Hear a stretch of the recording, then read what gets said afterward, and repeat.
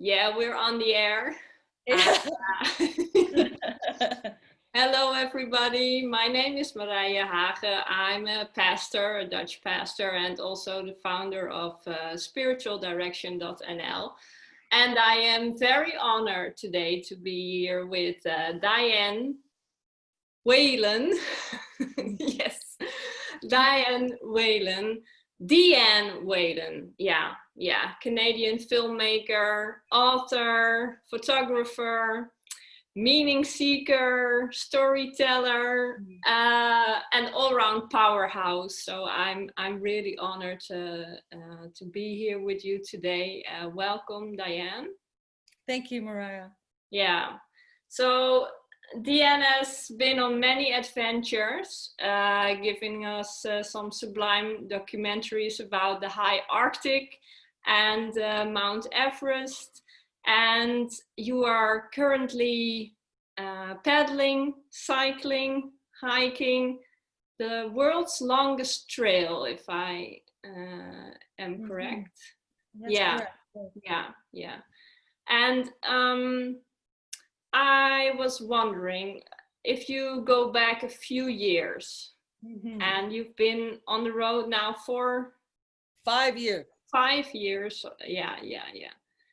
If you go back, way back, can you tell us what prompted you to go on this journey in the first place? Absolutely. Well, the journey is called 500 Days in the Wild, although I am on year 5 now, so it's not literal. And as you know, I make these adventure films, but the adventure is somewhat the seduction. As a storyteller, they have beginning, middle, and ends. But really, all my films are about, high Arctic or in Everest, the importance of traditional indigenous wisdom working with science and technology to carry people through danger to safety. So this was already a thematic of mine. And at about 5 years ago, or 6 years ago, before I began this journey, I felt that the world had stopped making sense to me. Philosophically, thematically. I mean, it just seemed like as a storyteller, I know the purpose of storytelling is to create a myth. And these myths are stories that help perpetuate humanity's survival, if you will. And I felt like our story, our collective story, was destroying us now, no longer about survival, but about destruction, and that there was a disconnect there.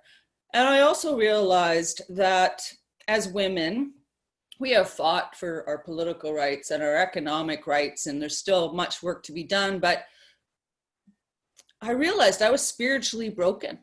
And where do we go when that happens? Like, the very fact that the world stopped making sense meant my spirit was ill. There was something that I needed to heal there. And how did you notice that for yourself, Dianne? Well, a lack of, I guess when you have a broken spirit, you could call that depression, you could call that lack of purpose. There's a meaninglessness to your existence, or you feel that. I also felt very disconnected. When I came back from Mount Everest filming my last film, I'd spent 40 days on the mountain. And of course, I chose that title for a very symbolic reason, because as you know, in every religion and spiritual expression in the world, 40 days is a time of self-reflection, 40 days on the mountain, 40 days in the desert. So I had spent, and I think when I came back from making that film, 40 days at over 18,000 feet, when I returned home, I could not feel any sense of connection to the life I left. Something had changed within me so dramatically during that time that I could not connect to my life when I came back at all. So I realized, okay. Sorry, can you pinpoint what that was? What was so? That's a very. I guess everything that we do, even this conversation I'm having with you, changes us. And while I was on Everest, I saw the light of humanity, and I also saw the darkness of humanity. I opened up my film with a beautiful quote that's ancient, and it says, "To know a people, you must spend 40 days with them." So when I went to Everest, it was my second visit to the mountain. The first time I was there on assignment for a magazine. And when I wanted to go and make a very critical film of this place, because when I was a child, I grew up with the story of Hillary and Tenzing. And I had taken a picture of these two men out of a National Geographic magazine and put it up on my wall as a child. And then eventually it became a part of my journal. And for me, it was such a powerful story because it was after the Second World War and in the 1950s. And you had a man from the West, from New Zealand, Hillary, and a man from the East, Tenzing. And together they summited this mountain, and neither of them ever told the world who stood on top the first. So it was a change in the dynamic too, like that they treated each other as equals and with that kind of respect. So for me, it was such a beautiful story of human ambition. And then when I first went to Everest to write an article for a magazine, I was there for just a few hours, but in that time, I was here, I could see like the trash on the mountain. I was hearing stories of climbers stealing oxygen from one another as they tried to reach the top. And a heaviness hit me of like, what happened to us? And somehow that Mount Everest could be a metaphor for that, because people from every country in the world come there. You cannot blame anybody. Whatever this phenomena is, it exists within all of us. So, and something had changed. So I went back to spend 40 days on the mountain to make that film. And I was the first woman who's ever applied for a film permit. I'm sure other women have been there. I'm sure other women have made films, but it was before the internet and I can't find them. But because I was the first woman to go through the government and the whole, a process of going there. There was quite a bit of tension anyway, just being a woman filming in that country. So there was a lot of darkness. Anyway, I returned a few years later to make this film. And what I realized over the period of 40 days was all the darkness that I saw outside was in me too. Mm-hmm. Like I could say, oh, well, there are people here that they don't care about one another. All they care about is getting to the top. But I mean, here I was making my film. How is my human ambition different than their human ambition? Mm-hmm. And so the mirror reflected back to myself. I did not make a critical film. I made a film, I think that's very sincere to show everything. But while I was there, like, because the glacier is melting, dead bodies were popping up. Mm-hmm. And there was no respect for these dead bodies. I kept saying, are we gonna like come together and light some candles and say some prayers for these bodies that are coming up? And they were treated like garbage. And so all of a sudden, all the cultural norms for me, like for instance, respect for the dead, all of that is like out the window, and you're living almost like in a war zone, Mm-hmm. People just need to stay fixed on what they need to get to the top. And to reach the top, you're literally stepping over the dead. I mean, There's 300 and some odd bodies up there. So I think just the exposure to that, plus some of the sexism and threats to my life that happened while I was filming there. Yeah. I probably, was a bit traumatized, right? And I think it was very interesting because as I was coming down the mountain, I stayed at a community at 12,000 feet named Namche. And on my way to film there, I'd met the woman who runs this lodge, and we shared some tea and stories. And then I went to visit her on my way down. And as soon as she saw me, she said, "The shadow of the mountain is in you." Mm. And I didn't know what she meant until I got home and I realized, like, what happened to me? Like, I don't feel the connection to my partner. I don't feel connection to my friends. What's happened here? And so, in whatever case, like, the mountain's a powerful place. Like, you almost see your future up there when you dream at night. So some of this was foretold to me while I was there too. I could see that things were shifting inside me. Mm. So anyway, I came home and I made the film, I wrote the book, and my life continued, but there was still, I wouldn't say I was completely unhappy or anything. Everything, my film was a success and I toured the world and, everything was good, but there was still something deep inside me that I knew. And I mean, I've known all my life. I'd been raised in a Catholic household. And by the time I was 10, I knew that wasn't my place, because where were the women? Where are the women? And interestingly enough, my mother is Acadian. She only got like a grade 5 education, but she's one of the wisest women I know. And though she was number 13 of 14 children. And they originally came from France 400 years ago. And when they left France, I later learned they were Marians. And the Marian movement was a movement in the Catholic Church of those who prayed to the women. So in Catholic mythology, Saint Anne is the grandmother. So when I grew up, my mom and her sisters all prayed to these women. But then I would go to church on Sunday, and where were these women? They weren't there. Yeah, you didn't see that reflected. Yeah, I did not see that reflected. Yeah. And in fact, the very place that was supposed to give birth to my spiritual being was repressive. It was very repressive. And so I didn't have a language for that, but I knew as a child, because I grew up in the rainforest of British Columbia, and I would go out and I would watch little tadpole eggs become tadpoles, and then I watched them become frogs. And somehow the natural world, I felt I was a part of the web of life. And for me, as a 5-year-old, nature, she got my spirit. And I kept trying to make sense inside the buildings, where's the sense in this? And I never felt spirit there, but I always felt spirit in the woods. I've always felt, that's why I'm on my journey. This is ecological pilgrimage. I feel spirit in the wild, in nature, when I am just a small part of a big living ecology. And I see myself as a part of something in a way that I don't, in the city.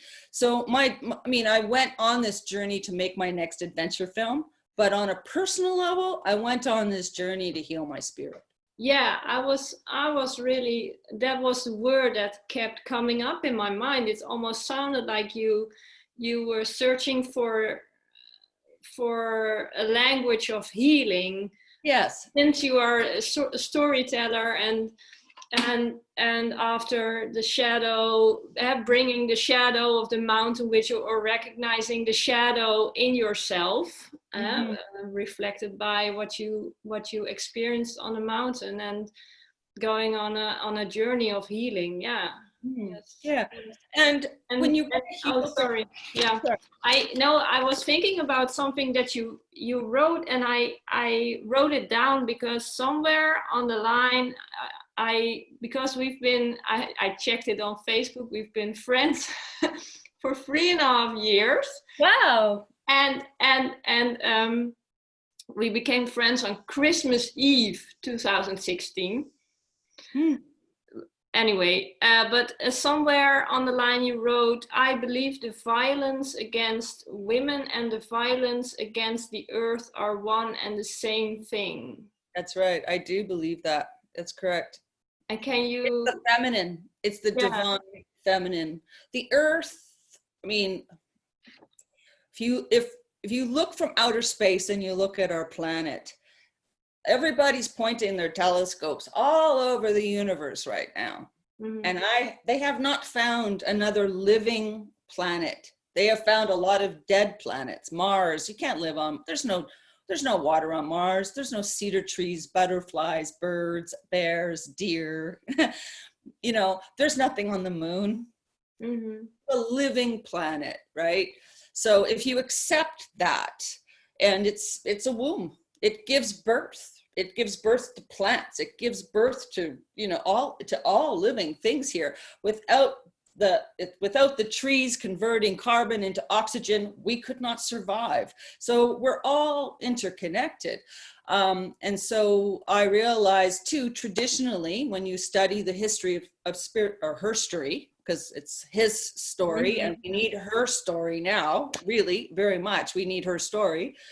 That the earth has always been like our mother, and the abuse to the mother, commodifying the earth, where all you see when you see a tree is lumber, instead of the fact that that tree has wisdom, that tree has medicine, that tree is converting oxygen, it is creating oxygen, that tree is providing shade.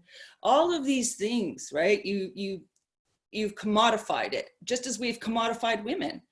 You know, women became objects. We still are in advertising. They use a beautiful woman to sell cars, to sell clothes, to sell everything. So it's this commodification that has happened. And when you commercialize the sacred, it loses its meaning. This is what happened to so much religion in our society, is they became corporations, powerful corporations.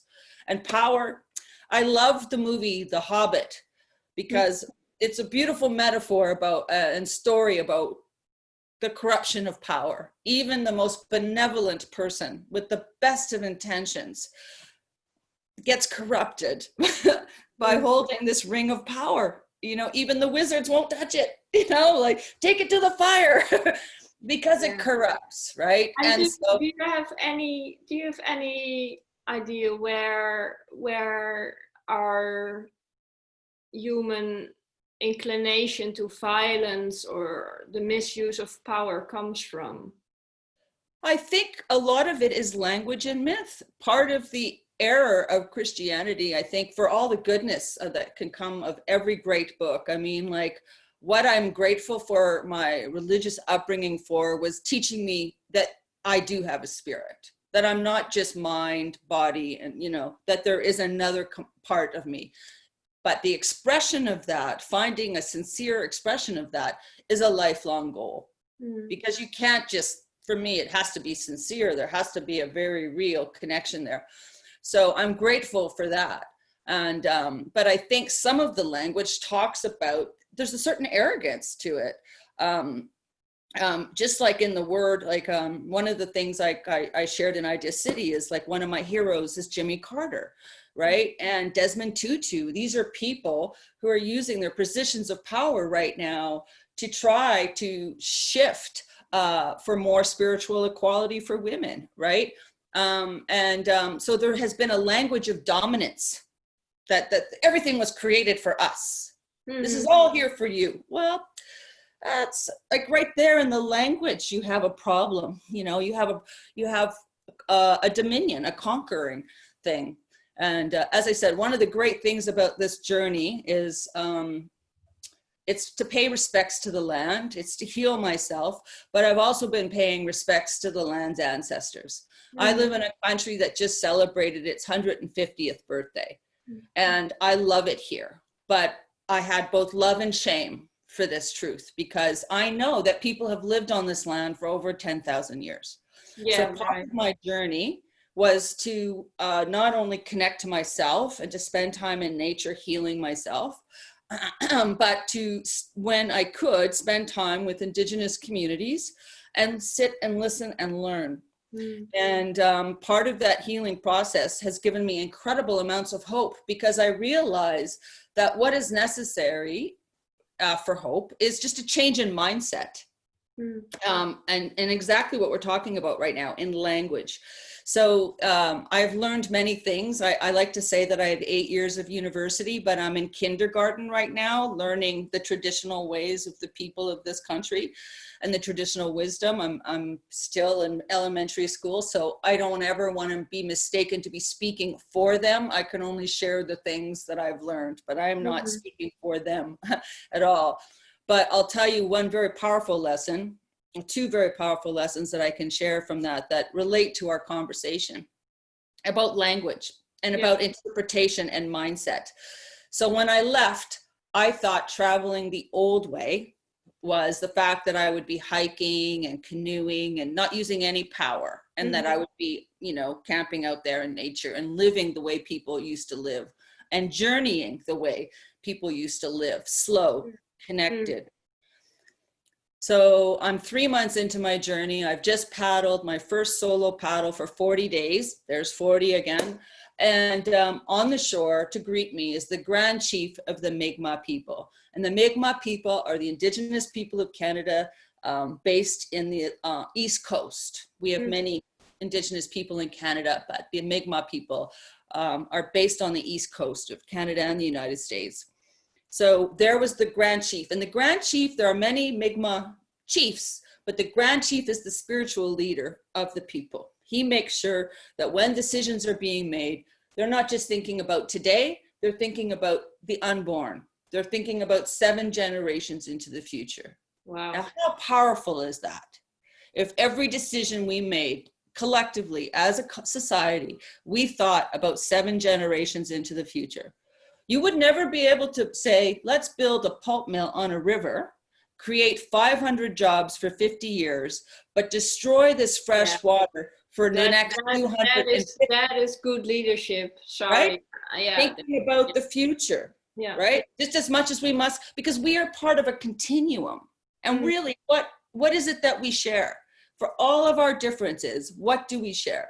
We share the need for clean air. We share the need for clean water. So we are connected by this land. We are connected by this water, but we are also connected by a shared responsibility. We are all tomorrow's ancestors. We are. Whether we want that responsibility or not, it has fallen onto all of us that we are responsible for the future. As much as we are, if you and I right now, because we're alive, we can trace right to the beginning of time. Otherwise, you and I wouldn't be alive here, right? So there's a continuum that goes. So part of what has happened in my mind is the circle has been broken. We've become a line. Life is not a line. Life is a circle. But the hierarchy and the way that time works and everything, it's just been, the circle's been broken and it's been turned into a line, and it needs to be reconnected again. Because in a circle, in a spiral, things just keep going around and around. And then you realize every action is connected to every action is connected to every action, right? So I meet the Grand Chief of the Mi'kmaq people. He's waiting on the shore for me. I'm so humbled. I am of settler descent. After 500 years of genocide and everything that has happened to these people in this land, he has the grace and the love and the forgiveness to meet me and give me a feather. You know, like, whew. That's mind-blowing. Mind-blowing. And what he says to me, well, what I learned while I'm with his people actually was another elder that lived there, Danny Paul, who said to me, Dianne, traveling the old way is not the snowshoes. It's not the canoe. It's not, traveling the old way is what you carry in your heart. When our people, and we have done these journeys for thousands of years, when our people would go on these journeys like you're going on right now, with every step on the earth is sacred. The earth is sacred. The earth is sacred. With every paddle on the water, with your canoe, the water is sacred. The water is sacred. He said that is the old way. It's what you carry in your heart. Profound shift in mindset, right? It's like a different relationship to walking in nature. Yeah. That connection, you're connecting. And you know what he said to me? If you say that, you will be safe. Because whether you believe me or not, the animals will know, the trees will know, the plants will know, and you will be safe. And knock on wood, 5 years, I'm out here and I'm still safe. No, but I understand. Yeah, it is about this connection that we, and I see it in our modern society as well, that the thing people crave, they crave connection and they lost it somewhere or somehow, and I can sense that the old way is not necessarily the transport or the way the way of transport, but the way you are carrying yourself into this world, that you are part of this world. That's right, Marije. And that's the disconnection that's starting to happen. Yeah. And I'll give you another quick story. This was 2 years later. I was now paddling. All my most profound moments have happened on the water, I must say. Like 7,000 kilometers of what I'm doing is paddling a canoe on very large bodies of water. And some of it has been solo, and it has been very profound. But the next one. Do you think that is because, why is that? Why the water? Well, water is a very, as you know, a very powerful. Why is there baptism? I mean, it's like the birth, right? We come from water. The womb of our mothers is water. It's a way of cleansing ourselves and maybe opening up portals to perceive and feel differently. That is could be a philosophical discussion unto itself, but. No, and also maybe, but I don't know, maybe death is closer. Very close, you're right. Absolutely, you're right on the right on the edge there. Yeah, beneath you drown, above you is the water. Yeah. But I was by this point when I was paddling Lake Superior, which is I think one of the largest freshwater lakes in the world. I spent one morning heard some distant drumming when I woke up on the shore, and as I followed it, I came to an opening.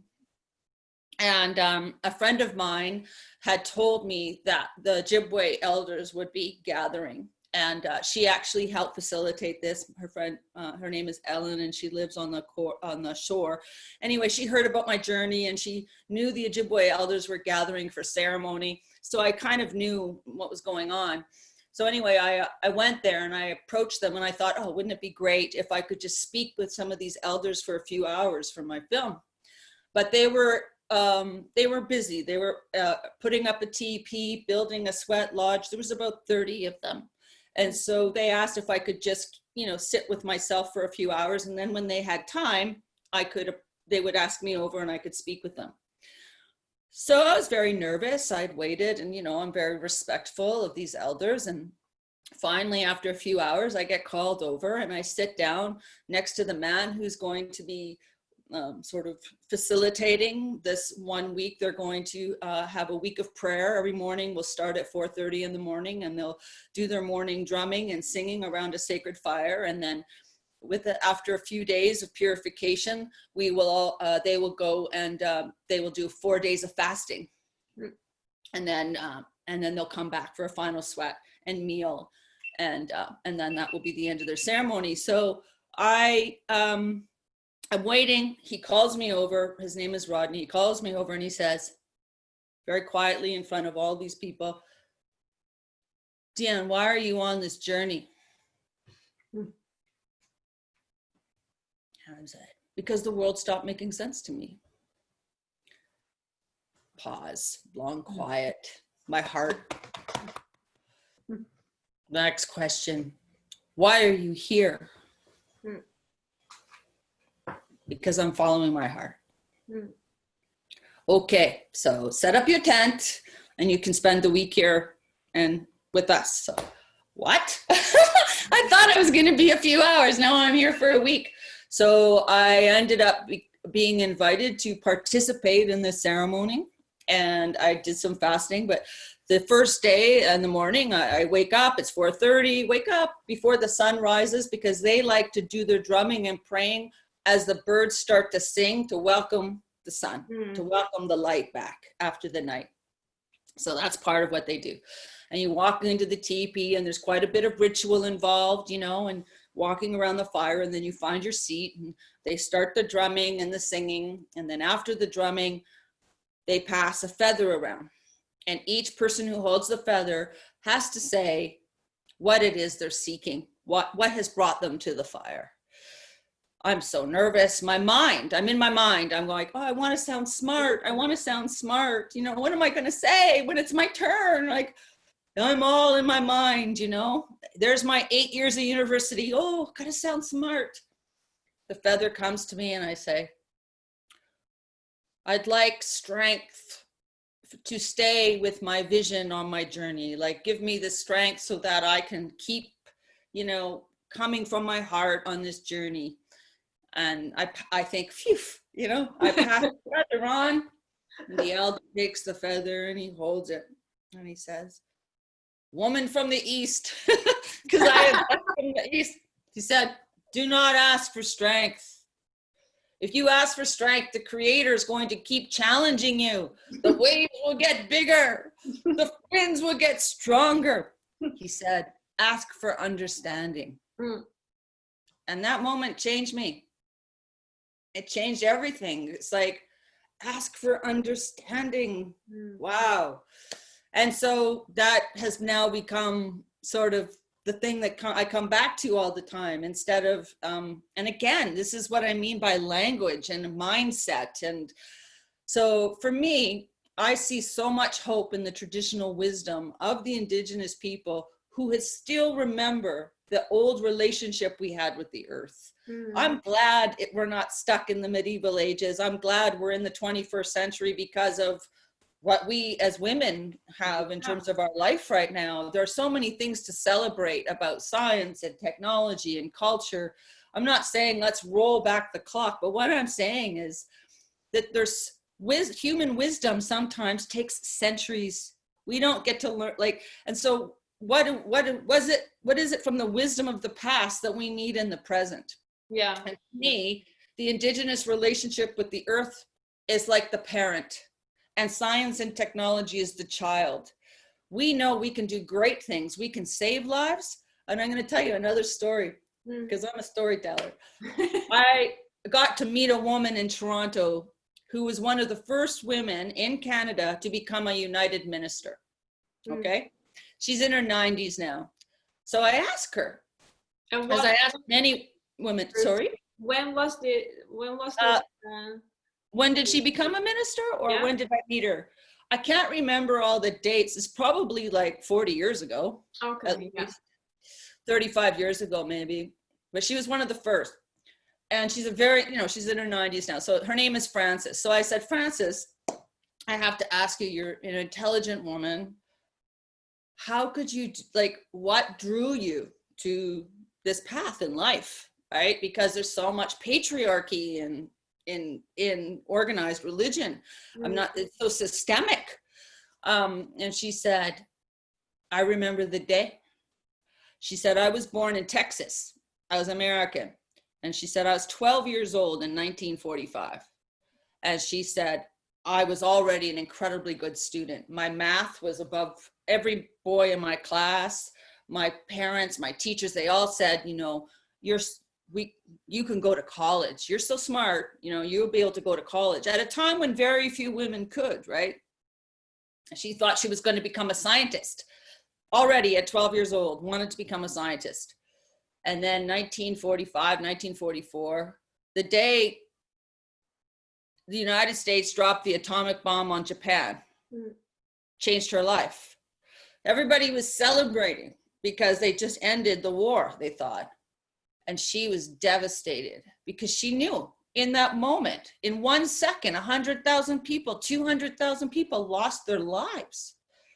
And she said, in that moment, I didn't want to be a scientist anymore. I knew that the world had enough science. What the world needed was more love. And that's why I'm on my path that I chose.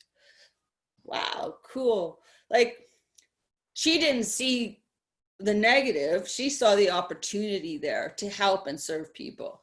And so that really also was an elder, not an Indigenous elder, but an elder who taught me something too, right? Yeah. And that is, we can respond. I've met Catholic nuns that have said the same thing. You didn't like what you saw, so you left. We did not like what we saw, so we stayed and worked to change it. And all of this has been very revolutionary for me in terms of changing my understanding. And I think the thing that I now realize, and what I'm trying to make art about, is this shift in mindset. How do we inspire it? Because in some ways it's so hopeful. It's not like we need to build a pyramid, or what we need is just a shift in the way we think. And so how do we inspire that in people? And for me, art is a very powerful way of doing that. I mean, stories last a lot longer than concrete does. The buildings go up and the buildings fall, but the stories carry on, And so for me, my hope in making this film, I hope to make people laugh, you know, with the humor of me dragging my body across this country and all my misadventures. I hope to make people laugh. I hope to make beautiful art that just allows them to take in the beauty of nature and animals and this, all the life we share this planet with. But I also hope to plant the seeds to inspire this shift in mindset in my own small way. That is my hope with this film, because, you know, we need hope. One thing I also realize is I pray a lot, you know, and I have my own prayers, and I tell people, write your own, make your own, whether you meditate, whether you, whatever way works for you, sit quietly, hold water, like find your prayer, but find your prayer, because prayer can convert fear into hope. It's an alchemical process. Yeah, it's alchemy. Hope is a way of doing. It is. You have to do it. You have to do it. And you have to believe in it. You have, hope is, if you want to think in terms of negative and positive in science, you know, fear is the negative and hope is the positive. Like you need both, right? Fear is important because it's an intuitive thing. It protects us, but it also holds us back, and it's a dark emotion, right? So it's shadow. I know as a woman, part of one of the fears I had to overcome when I began this journey was, oh my God, am I going to get raped? Like, I'm alone, I'm in the woods, I'm so vulnerable. And it took but night after night I would sleep, and night after night I would wake up. So as the days went by, the fears started to subside a little bit, because there was nothing happening to support that fear. I brought that fear. That fear was in me, and I carried it out into the woods with me. So I have to shift that fear. So every time, when I do feel fear, I really check in, you know, and get connected to my physical environment. But if I can see that this fear is not outside, this fear is inside, that's when I say, okay. And sometimes my prayer is, the earth is sacred, the earth is sacred, the earth is sacred. And I just start hiking and say it over and over and over again.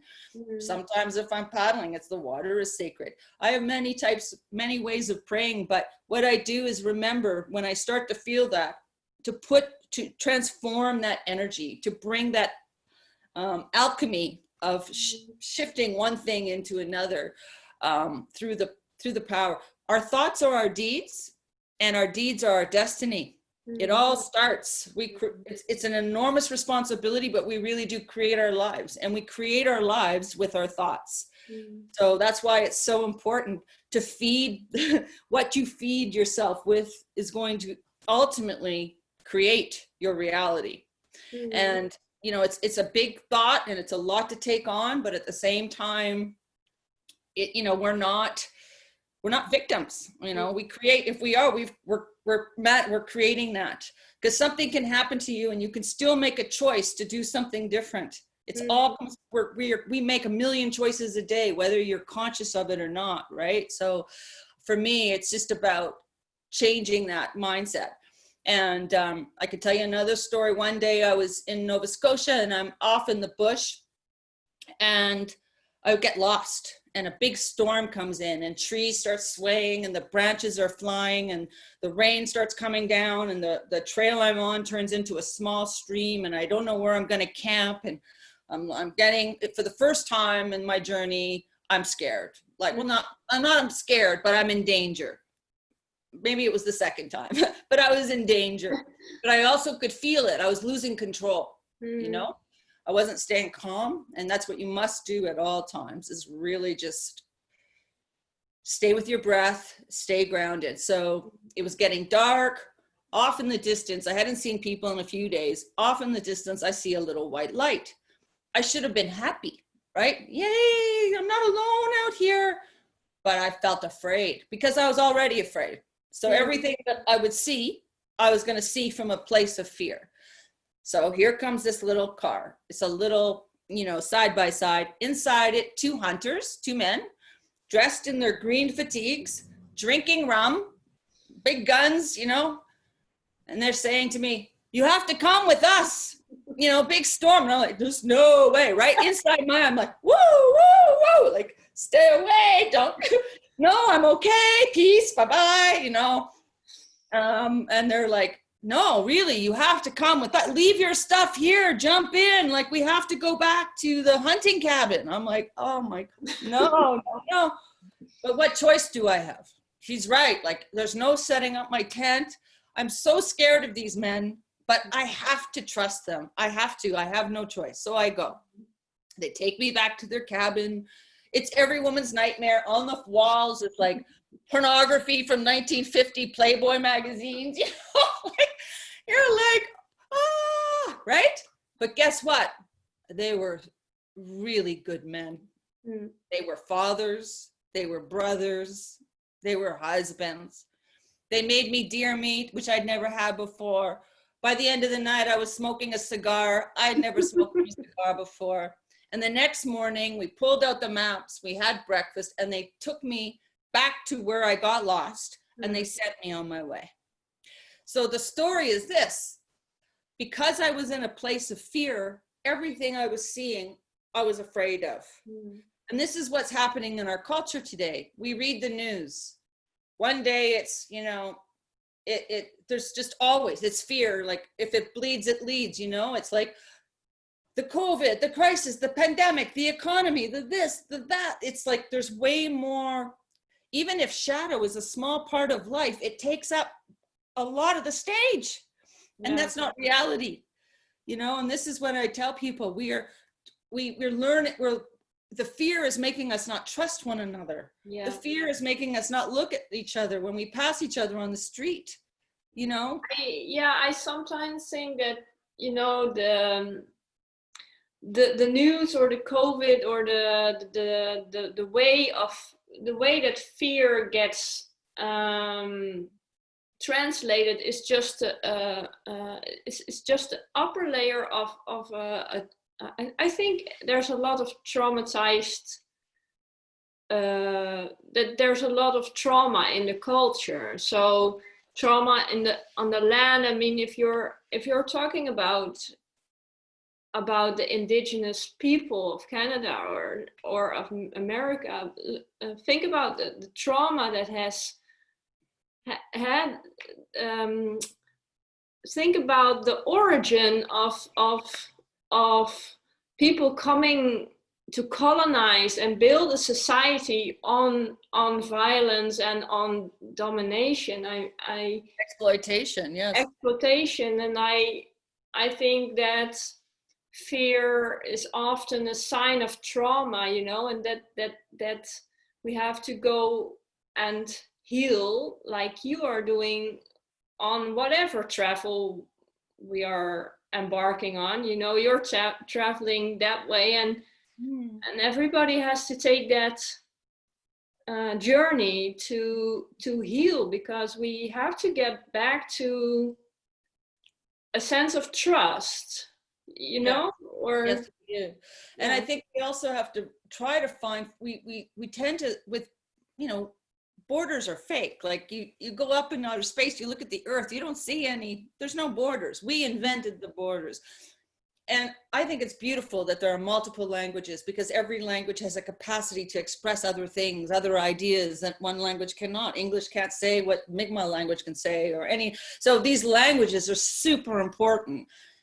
Different cultures are a beautiful celebration of humanity, you know, and our diversity. But somehow, through all of our differences, we have to also remember what it is that we are the same, you know, and what brings us together, not just what makes us different, but what makes us the same. And for me, the land and the water, the earth and the water, and our need, like I always say to people, we don't owe the future an economy. We owe the future clean air and clean water. What is sacred is what is necessary for survival. That's what's sacred. Water is sacred because without water, we actually can't live. Air is sacred because without it, we can't live. What is sacred is what we need to live, in my mind now. And as I've learned also on my journey from some of the elders I've spent time with, right? In the Cree culture, here I am, right? I'm a perfect product of Western culture as a woman, because I just feel like I'm going to be by myself. I have to be independent. I have to be strong. I have to be independent. I can help people, but I must not need people, and blah, blah, blah, blah, blah. So here I am. I'm out for 3 years. I think I know it all. I meet this woman, Janine Wendolf. She's a Cree woman. We've made some art together. And she said, in the Cree community, they don't define poverty by money. Like, you're not poor because you don't have a lot of money. You're poor because you're alone. And a rich person is a person who has many friends, family, community, and a poor person is a person who's alone. And I thought, I'm poor. I'm poor because I have romanticized individualism. Our culture romanticizes individualism. I'm just a product of my culture, and we live in a place that says, like, you need to be strong, you need to be independent. And it's wrong. It's a broken myth. It's why we have so much anxiety and depression in our world. It's the disconnection from one another and from all that we share this earth with. Yeah. It's the same thing. Connectedness, interconnectedness. Yeah. So I thought that was beautiful too. And again, language, perception, mindset. If you teach people, poverty is it's being alone, instead of defining it by money, right? I love Jacinda Ardern right now. I mean, she's one of my heroes, right? The Prime Minister of New Zealand. Yeah. And she said something. I actually wrote it down somewhere because I thought I gotta remember these words of hers. They're so beautiful. It's very simple, but it's something to the effect of, let's see if I can find it. Economic growth accompanied by worsening social outcomes is not success. It is failure. And I think she's a perfect example of why we need more mothers in leadership, because it's easy to be connected to the future and to the unborn when you're holding your child in your hands, there's that continuum. I personally have not had a child, but I can see the beauty and of like mothers, And this is what I mean, as far as spirituality goes. It's like traditionally, women had a place. And how is it, for me, God is not a pronoun. God is a verb. And the verb is love. Yes. So if we, once you understand that, like, why is it always he, and also the damage that happens to the psychology of a young girl only knowing divinity with a male pronoun. Yeah. God is male, male is God. Yeah. What is divine is your womb. That is the source of creation, right? So I think that I was God is a verb that is so powerful, and I can recognize that. And I think what you said about motherhood as a form of leadership, which is open to any woman. I mean, Yes. I don't have biological children, but I have a stepdaughter and a foster son, so everybody can feel what the core is of motherhood is taking care of and envisioning a future which is better on in truth, not in power, or if I'm absolutely. Sorry, I'm interrupting you. No, it's a conversation, not a lecture, so please. I get very passionate, and then my mom stories. That's so great to do you know, because it's been 5 years, have you healed? Did you some parts. Yeah. I Yeah. think the healing journey is our whole lifetime is a healing journey, right?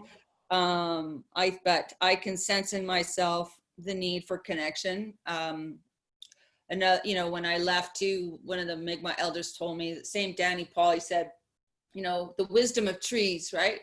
On the surface, every tree looks like it stands alone, but beneath the surface, every tree is connected to each other and they help one another beneath the surface. And so as much as I am alone out here on the trail, doing the trail, I'm not alone. Right now, my partner's following me in a van when I'm on roads, then I can sleep in the van at night. When I'm in the woods or I'm on the rivers, then I'm fine in the wild with my tent. But many, many, many people have helped me since I left. So for sure, I see my purpose in a way that I never saw my purpose before. And I also see the importance of community, connection, family. You know, I was a bit of a hermit before, and I do love my solitary time. I think it's a very important part of just really staying in touch and connecting with yourself. But I know moving forward that when I'm done this journey, finding a better balance between being connected to a community and a part of a community, and then also balancing that with the need for time with myself. I think it just my mindset is shifting. And, you know, as what I hope is in my film is, I mean, if anybody's made to look like a fool in the film, it will be me.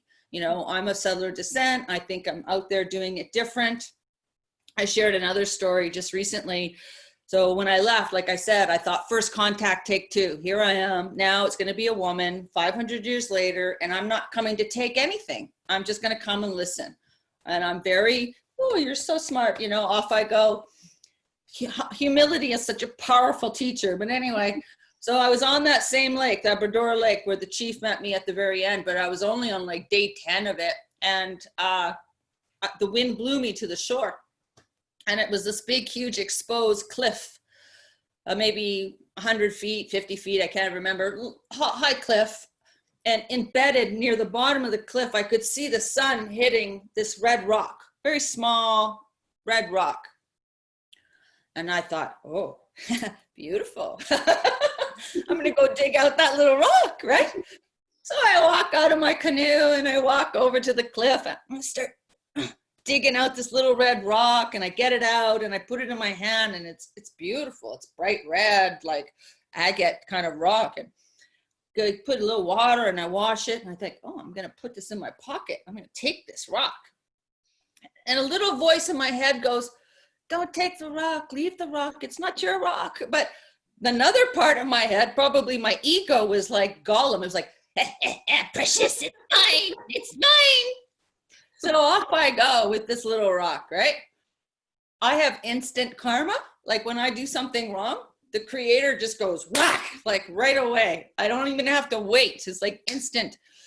So I get in the canoe, I start paddling.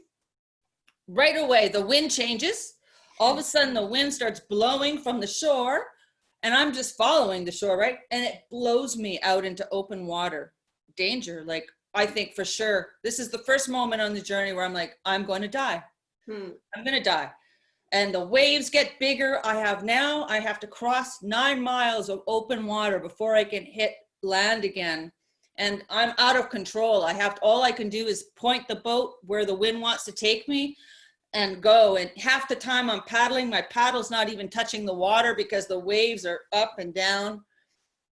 And all I can think about is, if I make it, if I can get to shore, I'm returning the rock. I'm going to return the rock.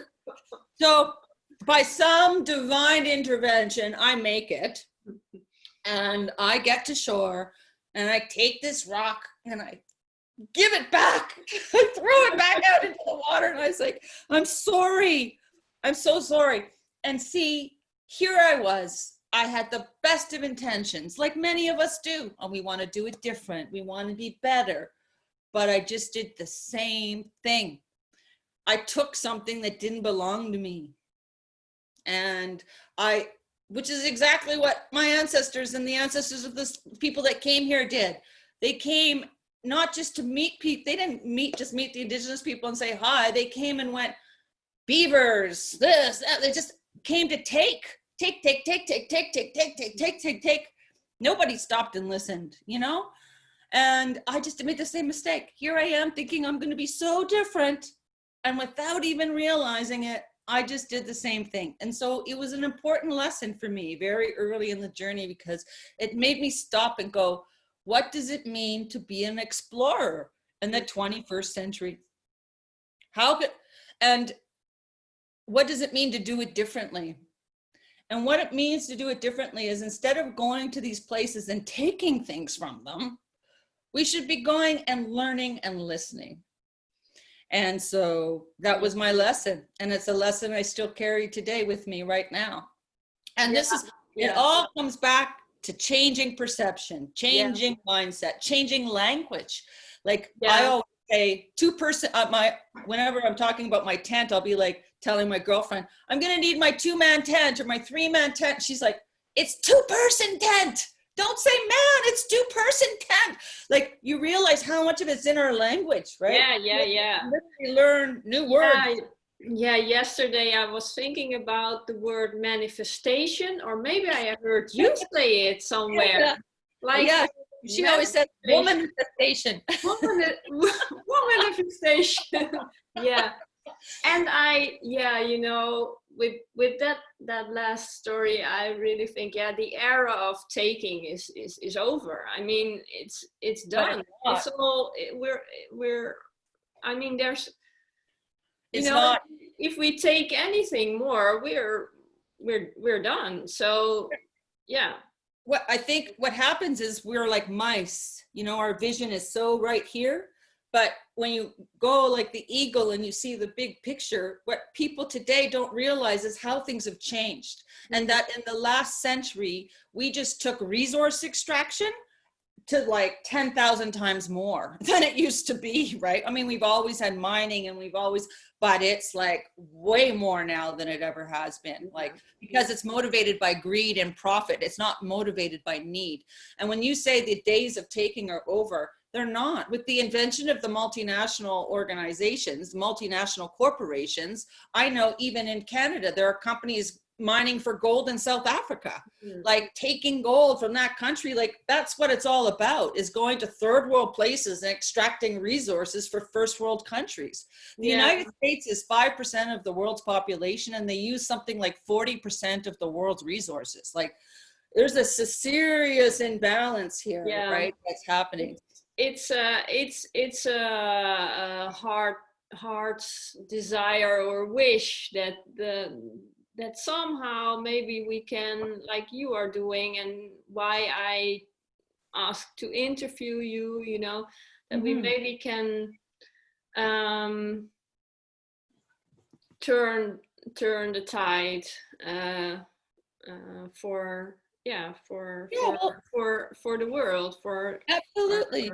Yeah. And that's, I guess, the beauty of the work you're doing, and everybody who chooses to walk a spiritual path as their calling in life, is that's what you're healing. You know, you're healing. We're all healers. We all must find our way to heal. Some people heal with their hands, you know, some people heal with their words. You know, I hope to heal with my art. And it's finding your place as a healer in a way that you can heal. And, you know, wise people have always said, I remember, we've all heard the line, if you want to heal the world, heal yourself. That's so true, right? Because if you walk into a room with anger, your anger is going to infect everybody in your room. You walk into that room with love, your love is going to go into all those people in the room. That is it's our responsibility not to throw our shadow around. That's really what that's the most important work, and the most difficult work, to take a good look at ourselves with compassion, to see our shadows, to see the shadow of the mountain, and begin our journey of healing. So yeah, I think that will be also because I'm looking at the clock of our linear time. But that yeah, that maybe would be a nice ending of this wonderful interview. And yeah, is there something you would like to say in? Yeah, there's a quote. I would like to read a quote, which I often like to share because it was an inspiration for me. Yeah. It's an Ursula Le Guin quote. And it says this: "Our roots are in the dark. The earth is our country. Why did we look up for blessing instead of around and down? What hope we have lies there, not in the sky full of orbiting spy eyes and weaponry, but in the earth we have looked down upon, not from above, but from below, not in the light that blinds, but in the dark that nourishes, where human beings grow human souls." Thank you. Thank you.